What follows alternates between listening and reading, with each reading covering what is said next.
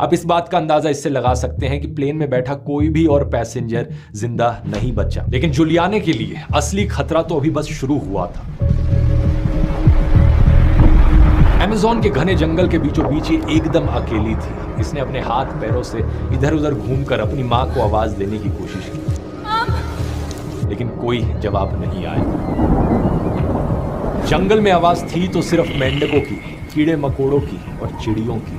लेकिन अच्छी खबर यह थी कि जुलियाने के लिए यह अमेज़न का जंगल नया नहीं था, क्योंकि ये कोई आम शहरी लड़की नहीं थी। इसने अपने जिंदगी के 3 साल अपने जूलॉजिस्ट पेरेंट्स के साथ पेंगुआना रिसर्च स्टेशन में बिताए थे। इसे पता था कि जंगल में जहरीले जानवर कौन से हैं, कौन से पौधे खतरनाक हैं और मुश्किल में क्या करना चाहिए। ये जानती थी कि ऐसी सिचुएशन में इतनी जख्मी हालत में भी डरना नहीं है, बल्कि सोचना है। कुछ घंटों के रेस्ट के बाद जुलियाने की हालत ऐसी हो जाती है कि वो ठीक ठाक तरीके से चल पाती है। पहला काम वो करती है अपनी माँ और बाकी पैसेंजर्स को सर्च करने का। चिल्लाकर आवाज देती है, Mom!